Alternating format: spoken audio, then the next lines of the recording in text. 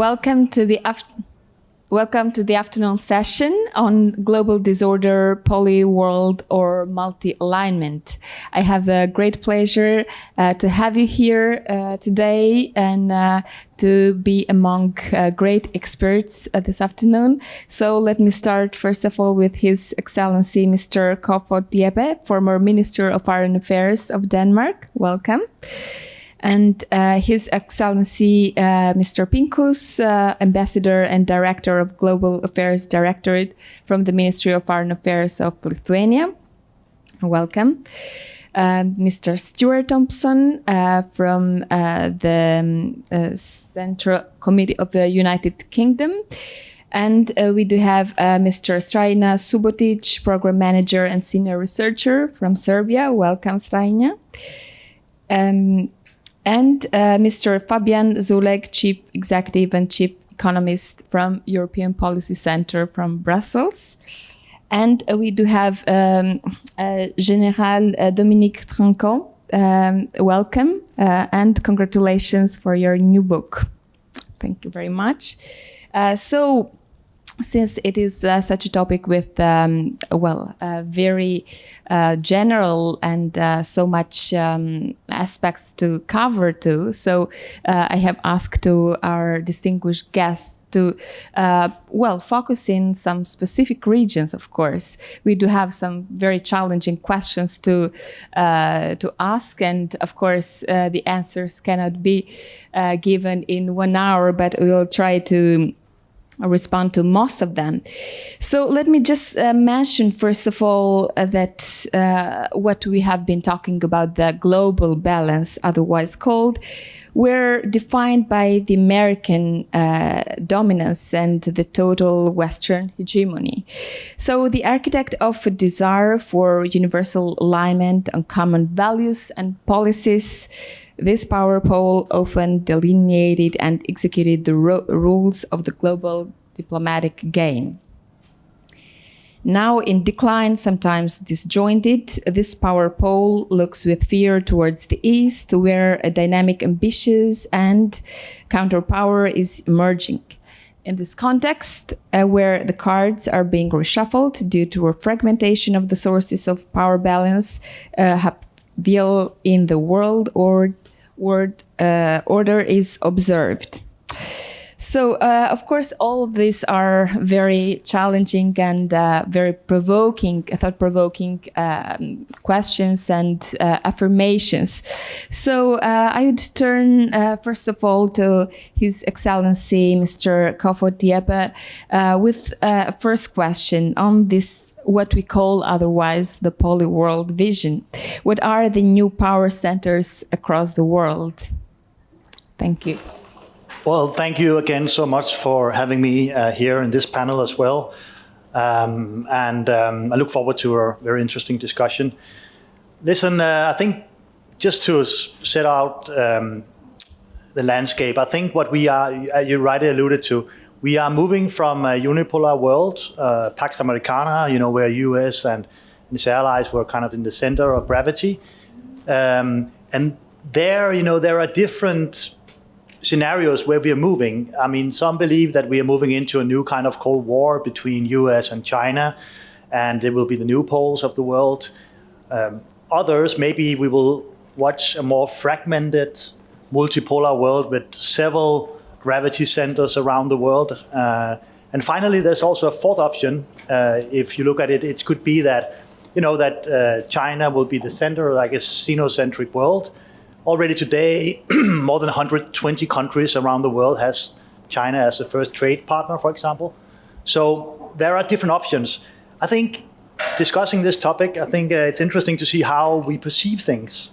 In the Western world, or where I'm from, much of the population believe that we are moving into a more like a new Cold War.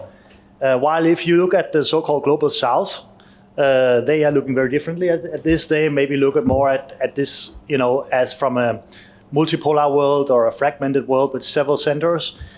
Africa, of course, India, Latin America. So it's not only US, China, Europe, but a lot of other regions. And what I think we need to do to come together is to understand the perspective of each other.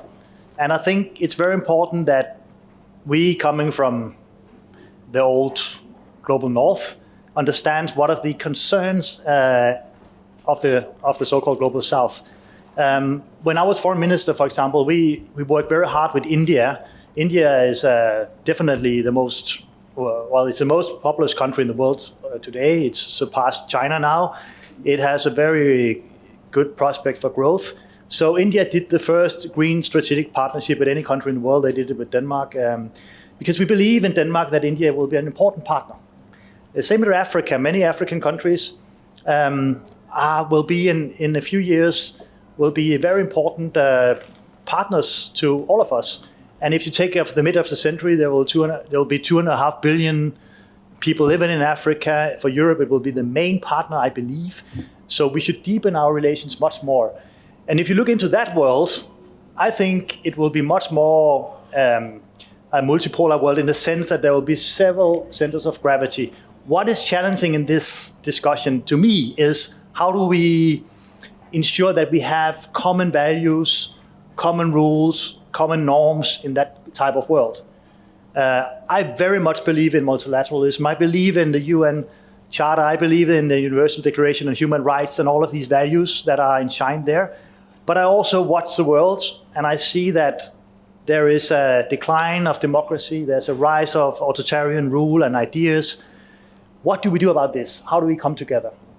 And secondly, I think we also need to address the problems, not only Russia and aggression against Ukraine, but also the consequences of wars, whether it's in Europe or in the Middle East, because they are hurting disproportionately many countries in Africa and other places. And if we don't understand their concern and address them, then we will fail. For example, climate change. We have COP coming up. I mean, we promised to deliver resources to deal with the climate crisis, also for developing countries. We failed to deliver it. So the trust is low. So I think, my part of the world, Europe needs to step up, US needs to step up, and we also need to understand the perspective of other parts of the world. I think that's a preconditioning for getting together and resolving some of these problems. And I believe we will move into a more fragmented, multipolar world, as I said. But our populations they think differently. So let's see what happens. But I think we should come together, also understanding each other better. I think that's the first condition for real new global action. Thank you very much. Indeed, there are so many puzzles while we are talking about this another global order. So indeed, it is important to be indeed reflective in, for example, how to restore the global order. So this is where I would address my second question to His Excellency Mr. Pinkus on the fact that, yes, there is global order to be addressed. And so how to do this when confrontations between emerging and post-industrial powers seem to intensify. So, and here, for example, I can mention India, or other powers which are not necessarily aligning with the Western powers. Thank you. Yeah, thank you so much. Once again, thank you for that ability to be here and to speak to you. I would start with saying that I am absolutely agree to what was said by Minister. It's not a surprise. We are really very like-minded countries coming from the same region with same vision, and that point that we should understand each other, that we should look not only at our positions, but at the positions of different countries, different interests is a key. That doesn't mean that we should lost our identity. Our values are very important. We stick to those values, and we are going to protect those values. And maybe, well, for some representatives of West, it looks that, well, everybody should live according to our understanding, but probably we should look at other other places, and also consider that world is more complex than it is. So I would say really first instrument is a dialogue, and it must be a dialogue, or not different monologues when you speak each other, telling your truth and not taking very much attention what is said to you. The question itself to restore the order, well, I would doubt that it would be possible to restore the order. And when we mentioned those times a little bit ago, I would say it was not the most important issue that the Western world was leading at that moment. It was much more important that international organizations had their role. They were efficient and they were respected, and they were safeguarding order in the world. And well, we can speak about, and it was touched in many previous panels, the UN, particularly Security Council, but not only that global organization. If we look at our regional organizations, let's say in the process of protecting peace in Europe, OSCE played a big role in the 90s and beginning of the century. Now this organization is not functioning anymore because, well, some members of that organization started to behave differently. And then we have also situations when dialogue is not possible because there are partners which are not willing to have that dialogue, or they would like just to dictate their position. We should find the way how to scope with that. Speaking about different poles in the world is very dynamic. Really, just less than a decade ago, we were speaking mainly only about Western world and China. Now we have India, and definitely Africa should have a bigger attention and to be able to implement its potential, in the world policy as well. How to do this, it's to be seen, but we should be flexible probably in our ideas and possible solutions. One more topic I would like to touch is to find a sustainable solution in a future. We should be proactive, not reactive.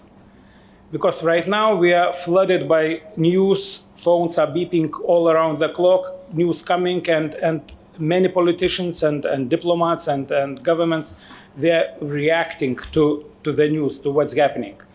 It should be found the way how we should be prepared to focus more on planning, on providing ideas and taking leadership in that. That could be a way. Thank you. Thank you very much. And now I will ask to General Trinquant. It is important on the other side, to mention a little bit about your most recent publication and what would be your point of view on this global order and what can be the potential international cooperation among the emerging powers. Thank you. Merci beaucoup. Je peux parler en français, il y a la traduction, oui? Ouais. Ok, donc je vais parler dans la deuxième langue officielle de l'ONU, le français. Pour vous dire d'abord que je suis fasciné sur le fait que nous ayons un panel européen. Alors, qu'il soit d'anciens de l'Union européenne ou de futurs de l'Union européenne, nous sommes tous des Européens. Et je crois que ceci a quelque chose à dire sur l'ordre mondial. L'Europe qui était au XIXe siècle, au début du XXe, jusqu'à la Première Guerre mondiale, un peu le leader qui organisait, qu'il soit allemand, britannique ou français, ont connu des guerres absolument dramatiques. La dernière après la Deuxième Guerre mondiale, qui a amené à une construction globale qui s'appelle l'ONU, a amené ensuite à une construction qui s'appelle l'Union européenne. Et le miracle de cette chose-là, c'est que tous ces Européens qui se sont battus pendant des siècles n'imaginent même plus qu'ils peuvent prendre les armes les uns contre les autres. Et je pense qu'il faudrait regarder ce miracle et en tirer peut-être des solutions, mais au moins des pistes de réflexion. Et moi, ce que je voudrais tirer comme piste de réflexion, la première, pourquoi ce monde qui existait depuis 1945, je parle maintenant du monde global, est en train de s'écrouler? D'abord parce qu'il était organisé autour du vainqueur essentiel. L'Union soviétique avait été aussi vainqueur, mais essentiellement les États-Unis de la Seconde Guerre mondiale.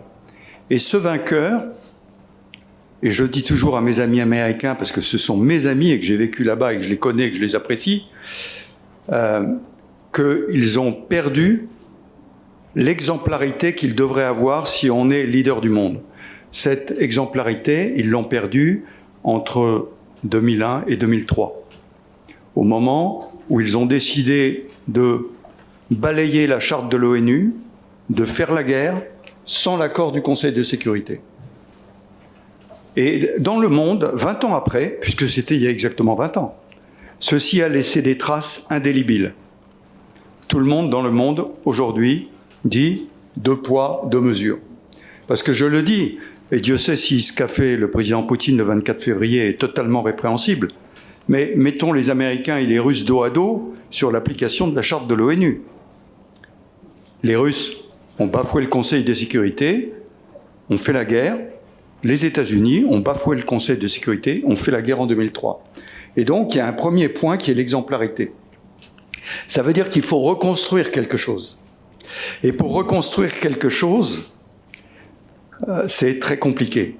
Et moi, je pense qu'on est à la fin de l'illusion que nous avions de l'extension de la démocratie dans le monde au besoin par les armes. Je cite l'Afghanistan et l'Irak par exemple. C'est la fin de cette illusion. Et aujourd'hui, j'entends beaucoup parler de nos valeurs, eh bien, il faut les renforcer, être exemplaire. Et là, j'en reviens à mon introduction sur l'Europe. L'Europe, aujourd'hui, est un aimant pour les autres pays européens. L'Ukraine, la Géorgie, la Serbie, vous êtes tous sur le panneau, ils ne rêvent qu'une chose, c'est de rentrer dans l'Europe. Et c'est ce mouvement-là qu'il faut provoquer dans le monde. Montrer que nos valeurs sont des valeurs qui peuvent être non seulement partagées, mais qui peuvent être attirantes. Et il faut arrêter de donner des leçons de démocratie. Je dis, quelle démocratie? Américaine, allemande, française, britannique, il n'y en a pas une qui est pareille. Pas une qui est pareille. Puisqu'on en parlait dans un panel où j'étais avant, pareil, démocratie israélienne. Avec la proportionnelle qui amène le gouvernement qu'on voit actuellement, qui est celui qui a conduit à la guerre dans laquelle nous sommes aujourd'hui. Donc je crois vraiment que la première chose, c'est qu'il faut que les régions arrivent à s'organiser avec leurs valeurs, avec leur façon de voir la démocratie ou pas, et qu'à partir de ce moment-là, ces différentes régions, globalement, puissent reprendre le grand projet auquel je crois, qui est le projet des Nations Unies, où 193 pays sont capables de se réunir et discuter ensemble. Ça donne l'Assemblée générale, mais ne sont pas capables de décider, c'est le Conseil de sécurité. Et donc, là, il y a vraiment quelque chose à voir. Le problème, pour moi, n'est pas le multilatéralisme, c'est au moment où il faut prendre une décision. Tout le monde veut bien discuter avec tout le monde, mais quand il faut prendre une décision, là, les problèmes sont beaucoup plus importants. Voilà. Indeed, it is true that, yes, the roundtables have never been the challenge in itself. It has been mostly the decision-making process, which is the hot issue. So it is important to not simply have the international dialogue, which is, of course, the means which would bring us to a common agreement. And indeed, we are talking so much about globalization, the global order, and at the same time, it seems that the definition of nation is, slowly disappearing from one side. And yes, we do have from the other side a vague of nationalism. So with this definition in mind, I would ask my next question to Mr. Subotic concerning the role of the nations today, since we do have these ups and downs of this phenomenon from one side disappearing and reappearing with especially the right-wing movements. Thank you. Thank you. To answer your question in just a couple of sentences of the background that will lead me to the answer. First of all, this is my second panel for today. And just to bring you briefly what we discussed during the first one is a similar topic, geopolitics. And my colleague heard this, but when non-European colleagues discuss geopolitics, EU was simply not part of the equation. It was never really mentioned.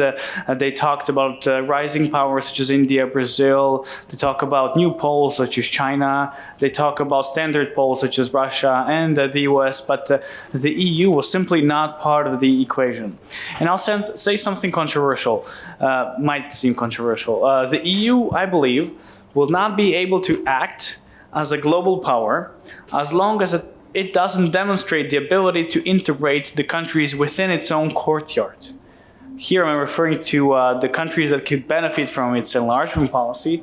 I mean here the old candidate countries such as Serbia and other countries of the Western Balkan region. And on the other hand, now we see Ukraine. Why we ended up here? Well, I believe that the EU, fortunately, has lacked a strong vision. On the one hand, the Balkans, having all the problems from the legacies of the 90s, we're always told, well, you guys become democracies and our doors will be open to you. We now see that if you wait for the Balkans to democratize themselves, they will simply not be able to do it on their own. Considering that we're so much integrated with the EU's economy, but also political system, we do unfortunately require assistance, both economic and political.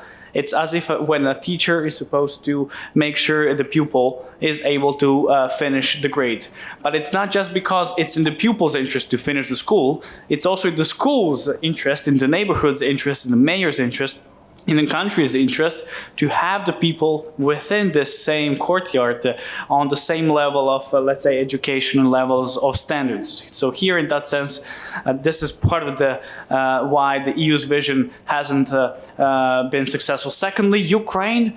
Although it fulfilled the criteria, it was a European country. You need to be a European country first and foremost to be eligible for to get a European perspective. Regardless, Ukraine couldn't even get the European perspective, yet alone candidate status or the accession talks in the past. So knowing that this vision was lacking, and here I'm coming to your question, we have seen on the one hand the EU imagining it can solve world problems, Israel, Palestine, Ukraine, maybe China, sustaining China, containing it, dealing with Turkey and so on and so forth, yet it has kept sending a message that it can't handle Montenegro, a country of 500,000 people. The transformative effect was missing, and as a colleague said, l'Union européenne a perdu l'exemplarité. In that sense, it has stopped being as attractive as before. So now we see that things are changing with the start of the war in Ukraine. Ukraine got not only the European perspective, but a candidate status, and I hope they will open now accession talks. But the Western Balkans are also now being part of the EU's equation, because the EU realizes it's in its own geostrategic influence, interest, to showcase that it can sort out the things in its own courtyard And only then it can project and try to act as a stronger global power. Considering this lack of action in the past from the EU, I recently decided to introduce a concept which I have named a limbo state. And this is a concept that could be applied to my countries, but you guys can think whether you could see your countries also fitting with this concept. A limbo state, I would define, is a state whose leadership is unable or perhaps unwilling to break free from the status quo. This becomes the leadership's key and defining feature, inability or unwillingness to break from the status quo. So in my case, so in the case of my country, Serbia, we see it simply being stuck. On the one hand, its official vision is EU membership, but if it knows that membership was not simply on the agenda, it simply got disincentivized from implementing the reforms, and therefore its vision has only been an ink on the paper, not the practical aim that it aimed to pursue. Secondly, in terms of levels of reforms, this was something that has negatively impacted its domestic political landscape with the rise of nationalism and right-wing parties having the fertile ground to grow their roots, because even if positive reforms were taken on our path to the EU, they were simply not, unable to have this transformative effect, considering the overall environment was simply not suitable for breaking free from the status quo. And thirdly, besides the vision and reforms, we have entered into an arena of social apathy. If you ask people from Serbia, at least, they don't believe Serbia will ever join the EU. It's hard for people to say where they see their country moving in the next 5 to 10 years. And this is quite a problem. So when you have these elements together, then we've reached the final conclusion why Serbia acts the way it does in terms of its geopolitics, trying to balance between the East and the West. Considering that other countries which have made progress in the past, North Macedonia changing its name, or Kosovo and Montenegro solving some border issues, they were not rewarded. Simply Serbia, as a country who hasn't done its level of reforms or foreign policy alignment, was kept in the same line, was treated equally as other countries in the region who have demonstrated some of the abilities that were required on the path to the EU. So to conclude, the story is not simple. Our countries are unfortunately currently stuck in their forever accession process. And I hope that the EU becomes aware that the Balkans, and of course now the eastern part of Europe, can become a good testing ground for testing new ideas, new concepts, for overcoming the status quo and old concepts, so they can demonstrate that they are able to integrate their courtyard swiftly while ensuring the value-based principles are upheld, therefore sending a message that an enlarged union could become a stronger union in the future that could actively engage in resolving geostrategic issues. Thanks. Thank you very much, Strajna. Thank you for reminding us that there is no such thing as a gap. There will always be a superpower filling this gap. So in case the EU will not be present, especially in such a fragile region such as the Balkans, with all its legacies of the past, of course, other powers will fill this void. So yes, it is important to ask the role of the EU. And when we talk about the EU, we cannot help but think of the only one country who decided to leave.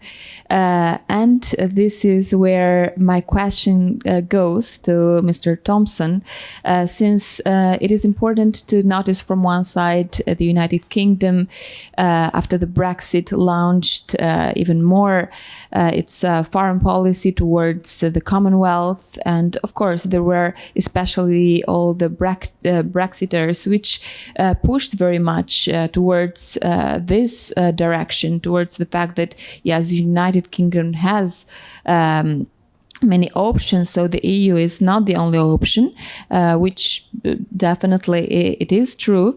So, Mr. Thompson, what do you have to say in this regard concerning the role of the UK in the global order, and well, considering even the recent nomination of Mr. Cameron as the State Secretary?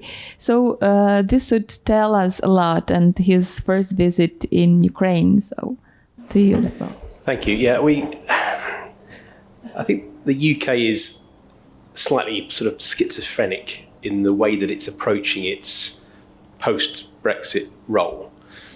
So for many of those, as you rightly point out, leaving the EU was about opening up trade deals, being more substantial on the world stage, a land of, or a world of opportunity and plenty. I'm not sure, and indeed very many conversations I've had, over the last few days here, that is particularly happening. So if you talk to people from, the Commonwealth countries, the UK government will talk about, re-engaging in a way that arguably we didn't when we joined the EU in the sort of early 1970s, but they don't see lots of evidence of that. Equally, lots of the politicians from the ruling party, from the Conservative Party, see that global role very much in economic terms. It was very much about trade deals. And all the time that we haven't really done that many trade deals, there's been a few, Canada and Australia and those, but they could be and have been criticised for their scope. On the other hand, Boris Johnson, when he was Prime Minister, there've been so many Prime Ministers, of course, I'll probably lose count in a moment as well, but anyway, in recent years. So, but he very much made, the Ukraine and support for the Ukraine very much absolutely at the centre of his Prime Ministership. Now, that's all very admirable, but frankly, shows a lack of, or to me, showed a lack of confidence in his own domestic agenda. It was easier to look outwards on that one issue rather than deal with the challenges at home. And indeed, how long did he last as Prime Minister? I don't know, year, 18 months or whatever it was. It wasn't even very long. On to the next Prime Minister lasts 5 weeks. On to the next Prime Minister, now the one that we've got currently. And the real challenge that Rishi Sunak faces, and I'll come on to the David Cameron appointment in a moment as well as part of this, is that whether we're talking about relationships with the EU, whether we're talking about a relationship with China, whether we're talking about dealing with immigration, legal immigration and legal immigration, nothing can be separated from the forthcoming general election. Everything is about maintaining unity within his own party and attempts to show that he is dealing with the challenges that, British people arguably are most concerned about. And that's, so in that sense, it becomes very much inward looking rather than outward looking. So we don't have, particularly well-established norms or procedures to deal with, immigration issues. But frankly, the processing within the UK is appalling and there are huge backlogs and costing millions. Instead, it all becomes about actually, can we get rid of some of these people, and I use that terminology quite deliberately, to Rwanda? Can we stick them out? It's all through that domestic prism rather than, thinking about the country's international role. So what do? You sack the former Home Secretary, the former Foreign Secretary becomes the Home Secretary, and then you get David Cameron in as the new Foreign Secretary. So an international statesperson that's going to show how fantastic the UK is on that international stage. Now, the trouble is when you ask anybody what David Cameron's, most significant foreign policy achievements would be, there's a bit of a silence in the room because it's either Brexit. Depends on your view of that, and I get my terminology slightly wrong here, but being involved in Libya, which didn't work out particularly well either. So where is the background for this guy in terms of his international foreign policy experience? And I think it's pretty thin. And also, again, without wishing to labour the point, But Rishi Sunak, a couple of weeks before, made a big song and dance, made a big speech at the party conference about, being the candidate of change and wanting to move on from the 30 years of failure, the preceding 30 years of failure, and maybe that. You mentioned limbo state there. I was partly thinking maybe we're a limbo. Maybe the UK is a limbo state. Actually, sort of that stasis that you can end up in. Blames the last 30 years. So what do? Your next job, your next appointment is somebody that was Prime Minister for 6 of those 30 years. It makes no sense. So Cameron himself may have a better CV. It may erase some of his dodgy lobbying that allegedly he's been doing, since he, lost office. But I think all of this is symptomatic of the failure to appreciate, understand, carve out a place in a multilateral world, I think. Well, yes, indeed, it is true that it's important to see, among other things, while we study the new global order, all the possible political appointments. Very often the political appointments would tell us everything, especially, for example, when we think of the High Representative of the Foreign Affairs of the EU and, yes, the role that he has been playing. So it shows us how the heads of states of the EU want to still preserve their own decision-making power into the member states. So it means that from one side, yes, we would have all the supranational organizations, but yes, when it comes to appointments, then it tells us all. And yes, most of these appointments, of course, they occur in Brussels, in otherwise called the EU bubble, where the high officials would make the decisions, which then would have an effect on all the member states. So, of course, once we talk about preserving multilateralism, this is the question mostly that we would struggle with: how to preserve it when some countries are turning towards a policy of interest-based multi-alignment characterized by a form of a la carte alliance.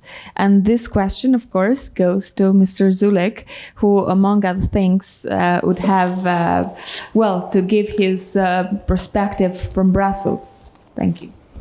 Thank you very much, and thank you again for inviting me today. I'm an economist by training, so I'm going to do something rather unusual. I'm going to try to answer the question. I will stick to my true nature as an economist. It's not going to be very uplifting. So what I mean by that is, you asked, how do we preserve multilateralism? The answer is, it's too late. The multilateralism which we have known does not exist any longer. So we have to talk about how we create something different. And that is incredibly hard. And I'm going to talk a little bit about why I think that is so difficult. And that is very difficult for the European Union, because we have believed in the multilateral system for a very long time. It has benefited the European Union immensely. But it is also the founding principle of the European Union. So we have to rethink rather fundamentally. But that does not mean, and I have to make a little comment on Brexit, it does not mean that the answer is less cooperation, because that is exactly the wrong answer in the kind of challenging world we are living in. So we live in a world of fragmentation. We live in a world of polarization, of extremely high volatility, of great uncertainty. So it is no surprise that countries are reorienting themselves. But I would argue that the kind of narrow national interest-based alignment we are seeing now is going to fail.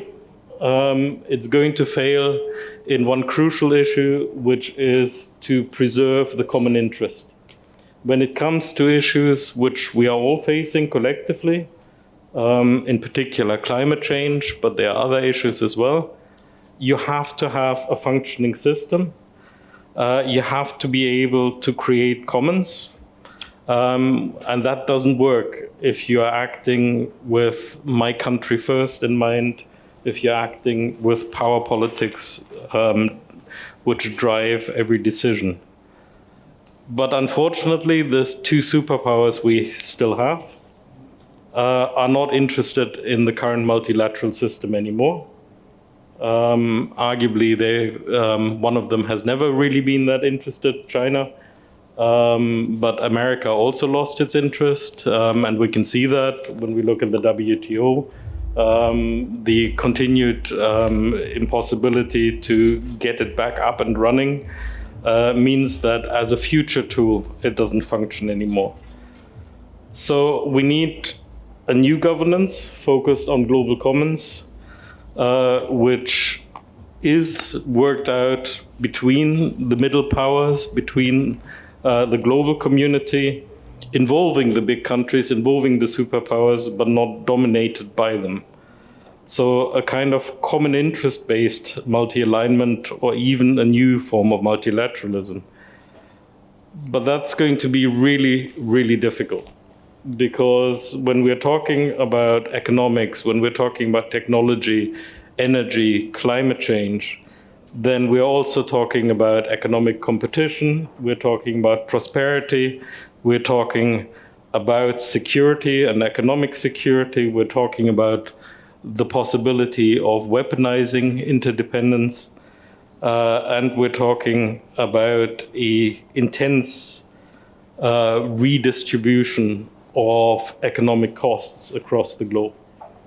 And redistributing costs, as we know from within the European Union, is much, much more difficult politically than it is redistributing benefits you get from further integration. So we're facing a very, very difficult political economy.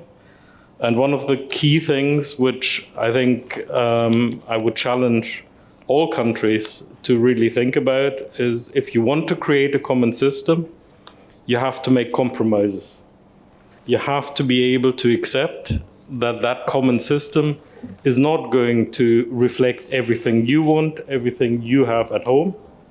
And it means that you still have to accept that you're going to be bound by those rules, even if they are not what you want to do at that moment in time. That's what a rules-based system means.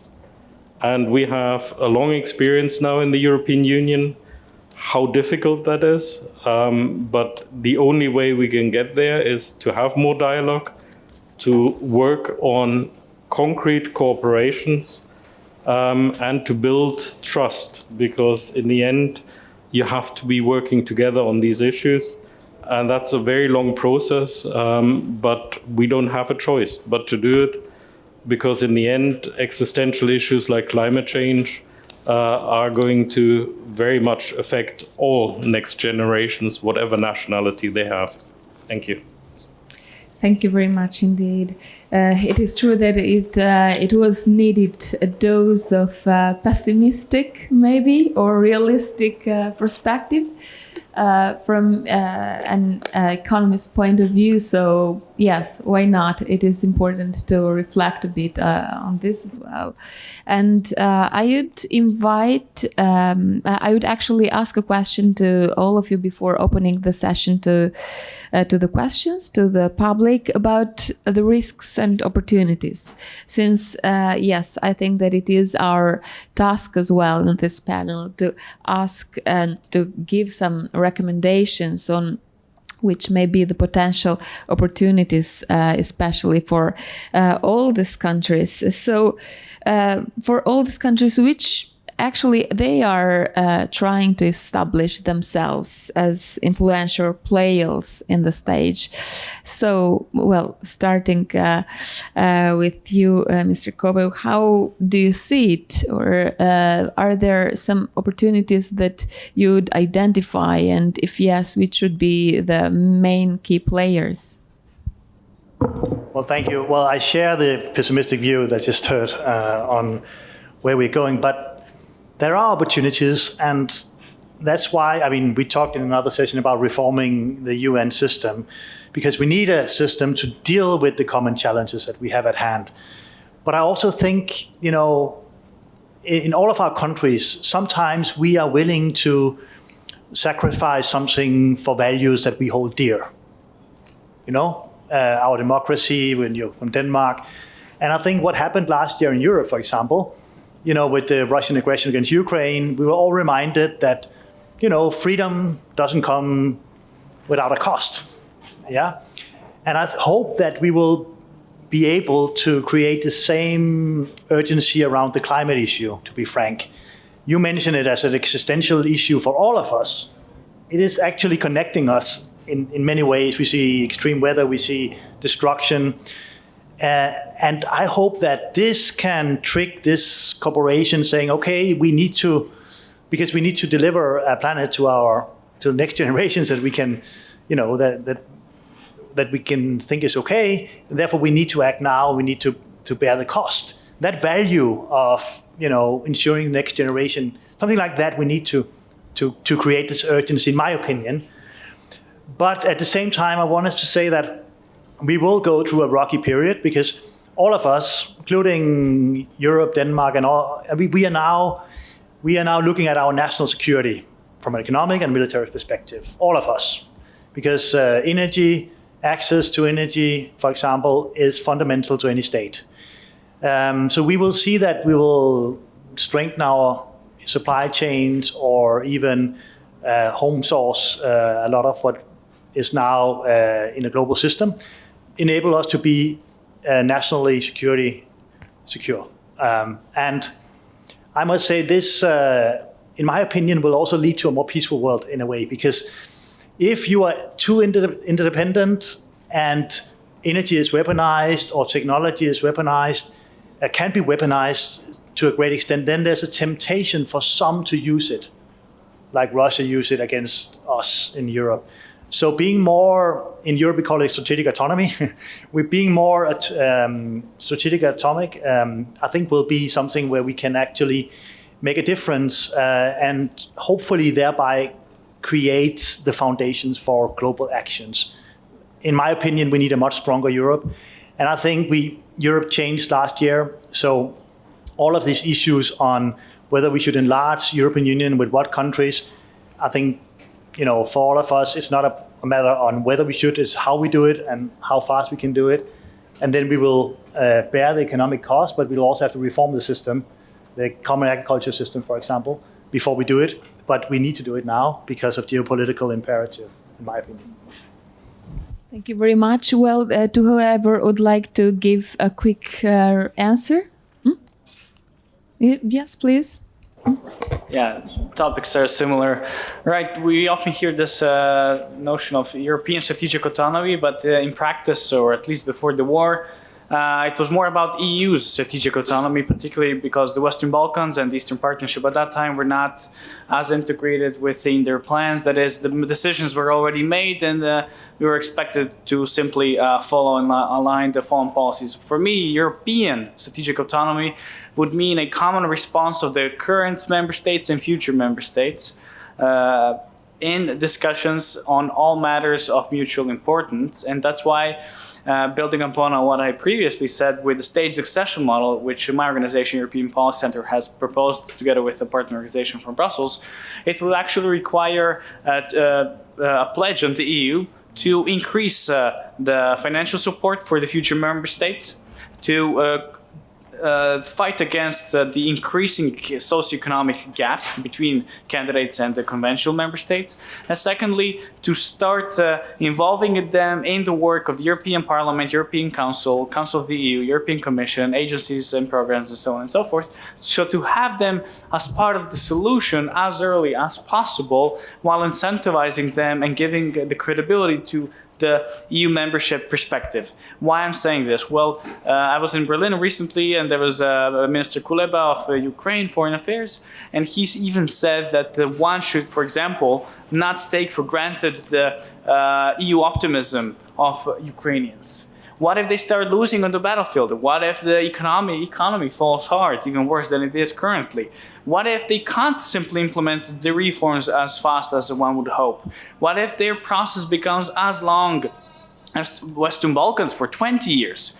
Of course, therefore, that this would be a geopolitical catastrophe for the entire continent. Therefore, my advice is to work on European strategic autonomy rather than just EU strategic autonomy, and to use this window of opportunity. We talk increasingly about the necessity to both deepen and widen the EU. While we do so, we also suggest that when candidates fulfill all the reforms, when they become members, that they should be required to temporarily renounce some voting rights in some areas where unanimity is required, as to allow the EU conventional member states to continue with their internal reforms while having the new countries from inside, from within.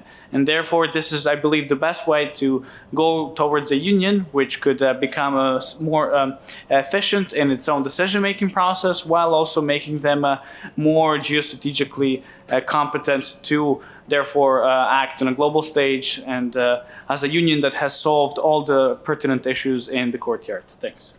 Thank you very much. So, yes, please, and then we have Mr. Thompson. Yes, and Jenner. Yeah, if I may come back to your question about the perspectives and hope, well, I think that, a certain hope exists because, we see when it's very human, when we are pushed to the edge, we are able to mobilize ourselves. And we have few examples of that. Well, Ukraine, it was mentioned, and it mobilized Europe and even broader countries. But when it comes to climate change, I think even 2 years ago, perception was different among different actors in the world. Now we have different approaches and much more positive approaches. We just a day or 2 days ago read about or learned about the meeting between two leaders. Let's hope that cooperation will continue. There are some positive messages that when we are very much on the edge, we are able to proceed. Yes, Mr. Thompson, and yes, so very quickly then we can ask some questions from the audience. Yeah, just a couple of very quick points. First of all, I agree entirely with that, the expansion of the EU, and frankly, the sooner the UK re-enters, the better. That would be a nice, easy win. But I would slightly just caveat the idea of expansion, that we have to remember that EU expansion, or the prospect of EU expansion, was weaponised during the Brexit campaign. Posters of lots of immigrants, potential economic immigrants, etc., from Turkey was one of the posters that was put up that turned, partly turned the tide against membership and caused the Brexit vote. So there's a bit of element in that. But I think, look, frankly, just if you want to improve multilateralism, just do the exact opposite of what the UK does at the moment, I think is probably a very good point. So, look, don't leave blocks like the EU. Don't lessen your commitment to climate change. You are just moving away from any form of leadership. And I think most importantly, and this is one that I particularly worry about in terms of our own democracy in the UK as well, is the constant threat of breaking international law. The UK government said it would break international laws in relation to Northern Ireland and the UK post-Brexit. The former Home Secretary on the Rwanda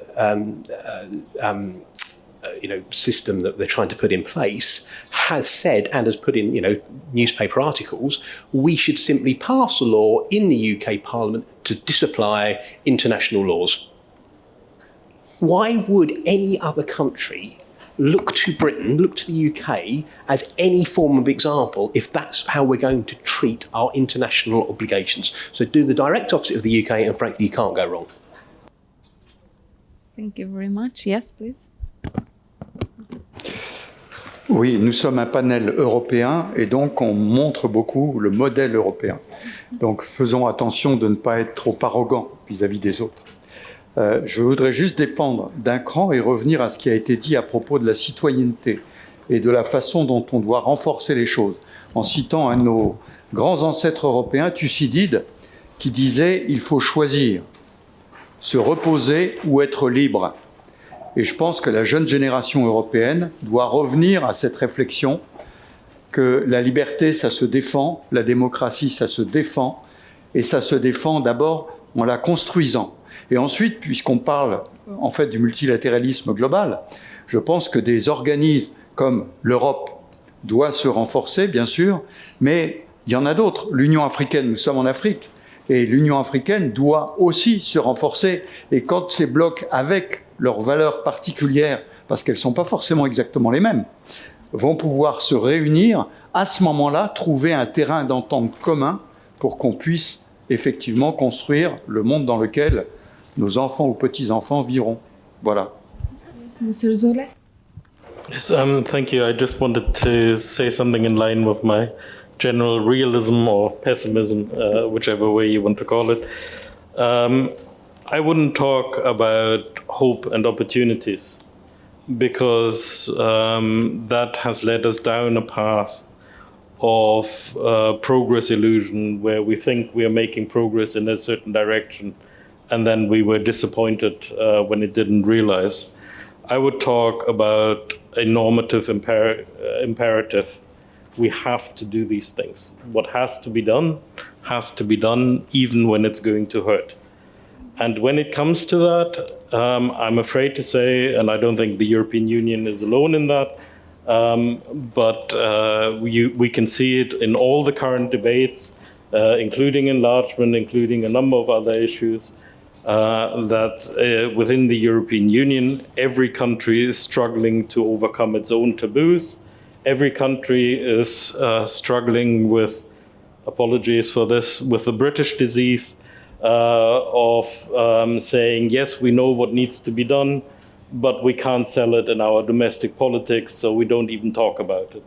And I think we have to actually have more leadership, more honesty, which shows that, yes, these things are very, very hard, and they are going to hurt, and they're going to hurt very many people, but they have to be done. Thank you very much indeed to all of you. I would suggest that we gather a couple of questions from the audience. The first to break the ice.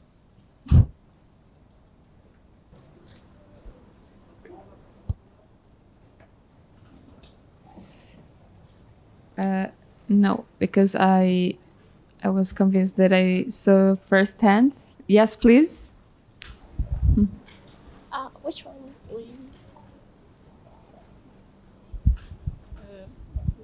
Yes. If you can introduce yourself and the institute that you're representing. Thank you. Demande les personnes comme pour je parle en arabe, s'il vous plaît. Oui, of course, if there is a translation, I suppose. Okay.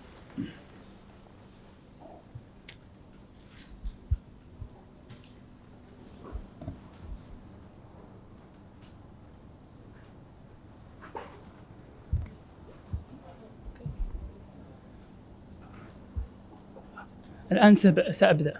أود أولاً أن أشكر الحضور الساسة الأوروبيين وسؤالي كالآتي: ما موقفكم الآن من الصراع الإسرائيلي الفلسطيني والقضية الفلسطينية؟ أنا جد سعيد يعني أرى آراءكم كلكم، أرى موقفكم من القضية الفلسطينية. ربما هذا السؤال كان بعيداً على موضوع الذي ناقشته، ولكن أريد آراءكم إذا أردتم.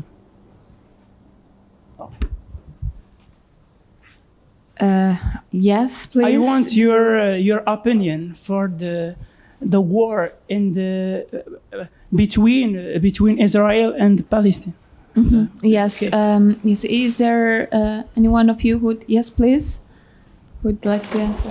Vous comprenez le français ou pas? Le français. Je pense qu'il peut y avoir autant de réponses que de personnes sur le panel. Je vais vous donner mon impression, moi qui interviens très souvent sur les réseaux sociaux et sur et sur les télévisions. D'accord. Je pense qu'il faut d'abord, dans un premier temps, bien séparer la juste cause palestinienne du problème du Hamas.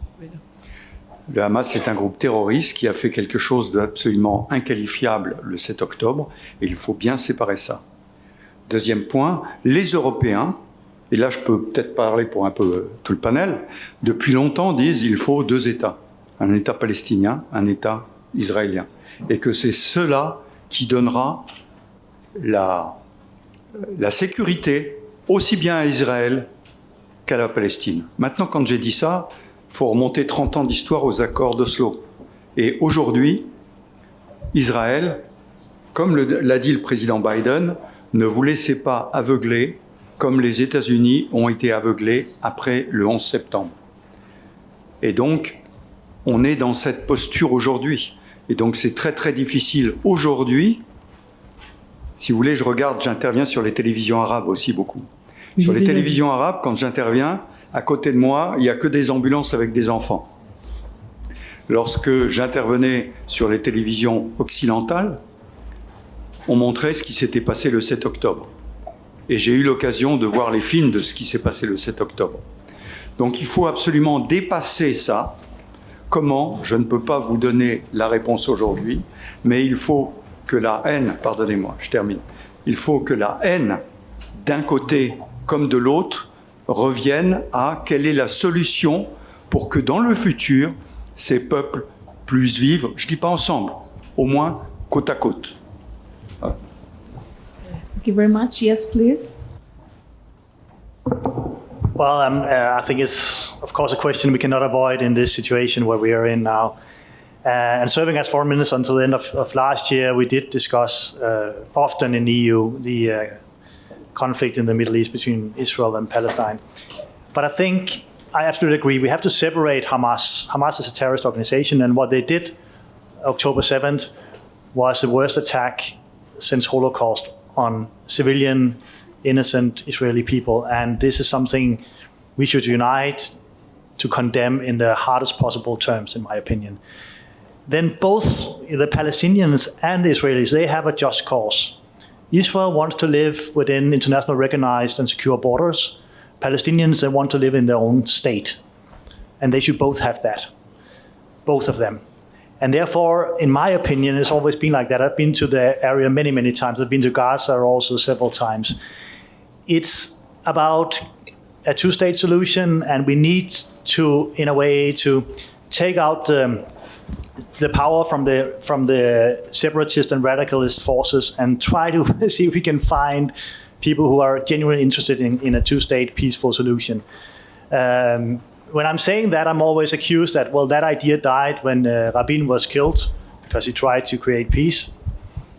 Maybe, but I don't think we should give up. I think it's an issue which is hard to solve, but we need to show also new generations that we can overcome what was mistakes in the past and find a way forward. I know it's very emotional now, and I hate to see what's happening in Gaza at the moment with innocent kids, people being killed, and how Hamas also has taken people as hostage in this.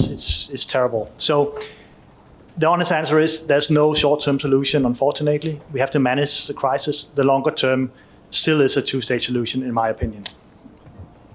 Okay. Thank you very much. Yes, please. If there is an additional opinion response, yes. If you want to replicate, or yes, please. I see a hand. If you can give the microphone to the lady in the back. Bonjour tout le monde, je préfère m'exprimer en français, c'est beaucoup plus à l'aise pour moi. Donc, je suis consultante, c'est Mouna Nabil, je suis consultante en investissement et aussi je fais des recherches pour un master en droit international. Donc, je vais juste donner une brève image et puis après poser la question. Donc, il y a une vidéo de Madame Clinton dans lequel elle déclare, je ne sais pas si c'est crédible ou pas, j'ai beau chercher, j'ai pas trouvé, qui déclare que les terroristes, Hamas et le reste, ils ont été financés par eux, par leur gouvernement, d'une part. D'autre part, si on revient au mois de mars dernier, j'étais en France, et le roi Charles, qui était le roi Charles, devait rendre visite au président de la République française au mois de mars, mais pour raison de la polémique des retraites, de la grève des ébénistes et tout ça, il ne s'est pas rendu. Donc pour sa sécurité, la France elle a reporté cette visite, et on voit que l'attaque qu'on appelle attaque terroriste du Hamas le 8 octobre, et le président américain qui se déplace en Israël le 18 octobre, puis le président français qui se déplace en Israël le 24 octobre. Donc, ils sont sûrs qu'ils sont partis sur un terrain très, très clair, très sûr, très sécure. Qu'est-ce que vous pouvez dire de ça? Donc, qui est contre qui? Merci. Very interesting question. Is there any volunteer to answer the question? Juste un point, pardonnez-moi, j'ai pas compris exactement où venait la question et quelle était l'implication au départ, mais je voudrais rappeler que quand vous parlez des voyages du président Biden comme du président Macron, ça n'était pas qu'en Israël. Le président Macron est allé à Amman, il est allé au Caire, et le président Biden devait faire ce voyage-là, qui a été interrompu parce que vous vous souvenez qu'il y a eu à l'époque une critique sur un hôpital qui aurait été bombardé, avant qu'on se rende compte que c'était une roquette qui était tombée sur le parking à côté, et non pas l'hôpital qui a été bombardé. En plus, c'était une roquette d'un mouvement djihadiste. Donc voilà, si vous voulez, il ne faut pas voir les choses d'un seul angle. Je pense que le président Biden, comme le président Macron, comme probablement ceux qui interviennent, essayent de renouer les fils au Moyen-Orient.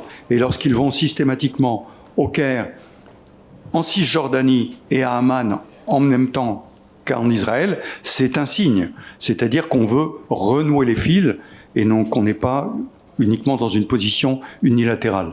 Thank you very much. It is indeed very interesting to see the symbolic part of all the official visits. And yes, thank you very much for bringing this up, since there are many angles to see such visits. And it is a panel which just opens the floor to many further thoughts and discussions. And I would thank you very much to all the distinguished panelists here who brought us their insights. And thank you very much to all of you. And I wish you a very good afternoon. Thank you.